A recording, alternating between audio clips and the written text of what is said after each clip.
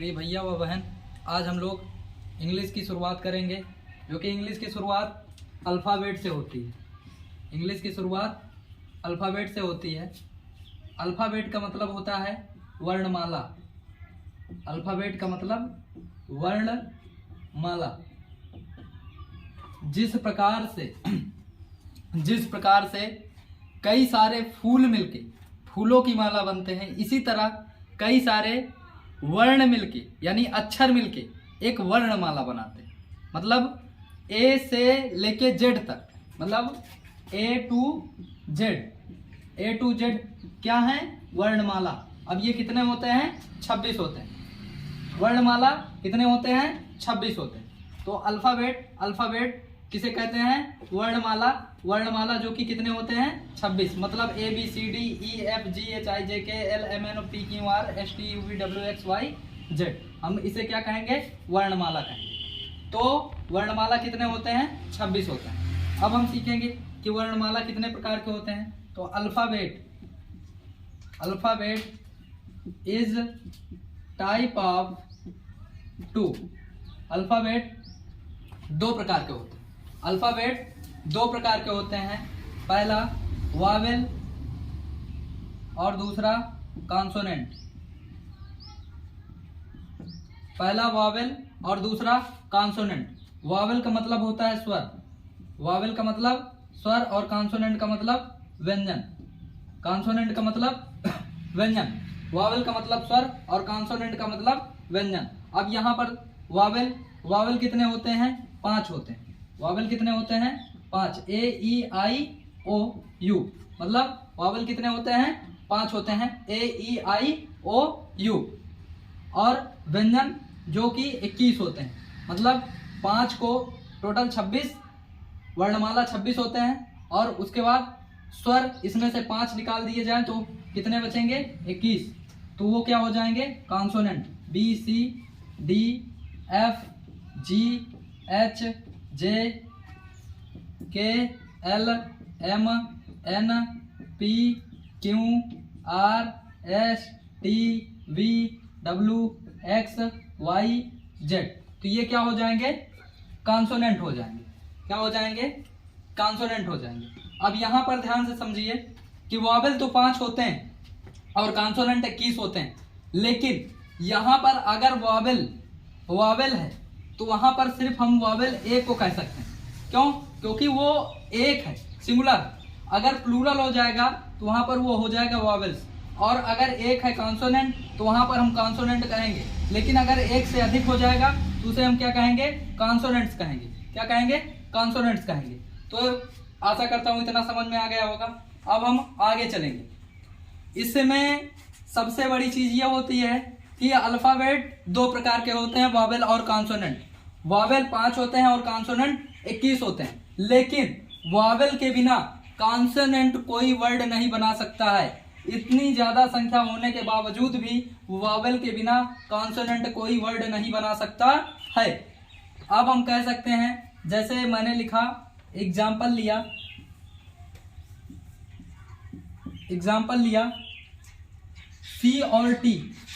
ये कोई अर्थ प्रकट कर रहे हैं? नहीं प्रकट कर रहे हैं।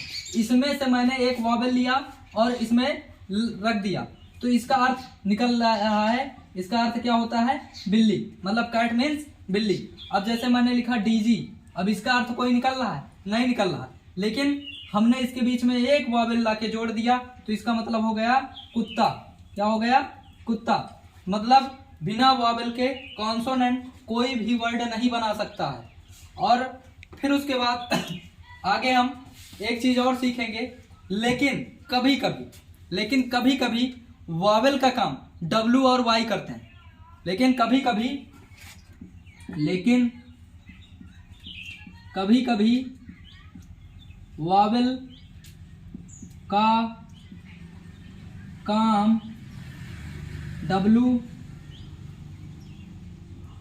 और Y करते हैं। मतलब लेकिन कभी कभी वावेल का काम W और Y करते हैं, जो सेमी वावेल कहलाते हैं। अभी तक मैंने बताया कि बिना वॉवेल के कॉन्सोनेंट कोई वर्ड नहीं बना सकता है, लेकिन कभी कभी डब्ल्यू और वाई सेमी वॉवेल, मतलब डब्ल्यू और वाई किसका काम करते हैं, सेमी वॉवेल का काम करते हैं। तो यहाँ पर सेमी वॉवेल कितने होते हैं, 2 होते हैं। कैसे, अब यहाँ पर ध्यान से समझो। अब पहली चीज हम देखेंगे, एग्जाम्पल देखेंगे कि हाँ एग्जाम्पल क्या होता है। जैसे हमने लिखा क्राई, क्या लिखा, क्राई। अब इसमें तीनों वर्ड क्या हैं, तीनों वर्ड कॉन्सोनेंट के हैं, लेकिन यहाँ पर इसका अर्थ निकल रहा है चिल्लाना, इसका अर्थ निकल रहा है चिल्लाना। अब हमने लिखा बाई मीन्स क्या होता है, द्वारा। अब मैंने लिखा स्काई मीन्स क्या होता है, आकाश होता है। अब उसके बाद हमने लिखा फ्लाई मीन्स होता है उड़ना। लेकिन यहाँ पर अर्थ इसका क्यों निकल रहा है, अभी तक तो मैंने कहा कि हाँ भाई वॉवेल के बिना कोई कॉन्सोनेंट वर्ड ही नहीं बना सकता, लेकिन यहाँ पर वर्ड अर्थ क्यों निकल रहा है, क्योंकि यहाँ पर वाई किसका काम कर रहा है, वॉवेल का काम कर रहा है। किसका काम कर रहा है, वॉवेल का काम कर रहा है, जो क्या कहलाएगा, सेमी वॉवेल कहलाएगा। बात समझ में आ गई होगी, आशा करता हूँ बात समझ में आ गई होगी। यहाँ पर वाई किसका काम कर रहा है, वॉवेल का काम कर रहा है, तो यहाँ पर ये क्या कहलाएगा, सेमी वॉवेल कहलाएगा। इसीलिए इसका अर्थ निकल रहा है, क्योंकि वाई, डब्ल्यू और वाई किसका काम करते हैं, सेमी वॉवेल का काम करते हैं। आशा करता हूँ समझ में आ गया होगा तुम्हें। ध्यान रहे कि हमने यही सीखा कि बिना वॉवेल के कॉन्सोनेंट कोई वर्ड नहीं बना सकता है। बिना वॉवेल के कॉन्सोनेंट अधूरा है, बिना वॉवेल के कॉन्सोनेंट अधूरा है। हम बिना वॉवेल के कॉन्सोनेंट मतलब बिना वॉवेल के कॉन्सोनेंट को अगर अकेला रखेंगे, जैसे हमने लिखा पी एल, अभी इसका कोई अर्थ निकल रहा है, नहीं निकल रहा, इसका अर्थ कोई निकल ही नहीं रहा। लेकिन इसके पहले और इसके लास्ट में एक वॉवेल पहले और एक वॉवेल लास्ट में हमने जोड़ा, तो इसका अर्थ निकला सेब। अब इसी तरह हमने लिखा एल पी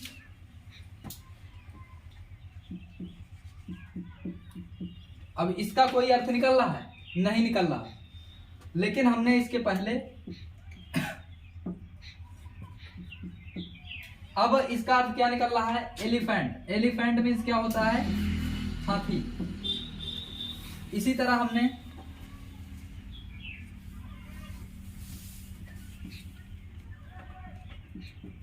अब इसका कोई अर्थ निकल रहा है, नहीं निकल रहा है, यहां पर हमने आई जोड़ दिया, फिश मीन्स मछली। तो बिना वॉवेल के कॉन्सोनेंट कोई वर्ड नहीं बना सकता। ये आप अपनी पुस्तक में इंग्लिश की कोई भी लिटरेचर या ग्रामर कोई भी किताब आप ले लेंगे, आप एक एक वर्ड देख लेना कि अगर बिना वॉवेल के कोई वर्ड मिल जाए, कोई वर्ड नहीं मिलेगा, क्योंकि बिना वॉवेल के कॉन्सोनेंट कोई वर्ड बना ही नहीं सकता है। और जो बना सकता है वो सिर्फ सेमी वॉवेल के हक में, क्योंकि सेमी वॉवेल जिस प्रकार से हम मैच खेलते हैं, घरेलू मैच खेलते हैं, तो उसमें एक कॉमन ले लेते हैं, जैसे 6 लोग हो गए, अब 1 लोग एक्स्ट्रा हैं, तो उसमें हमने क्या किया, एक को ये दोनों तरफ कर दिया, क्या भाई तुम भी बैटिंग करोगे और फील्डिंग भी करोगे। इसी प्रकार से ये भी है कि भैया तुम वॉवेल में भी रहोगे, कॉन्सोनेंट में, वॉवेल को कभी भी काम पड़ेगा तो तुम वॉवेल के साथ चले जाना, अगर कॉन्सोनेंट के साथ काम पड़ रहा है तो कॉन्सोनेंट के साथ रहना।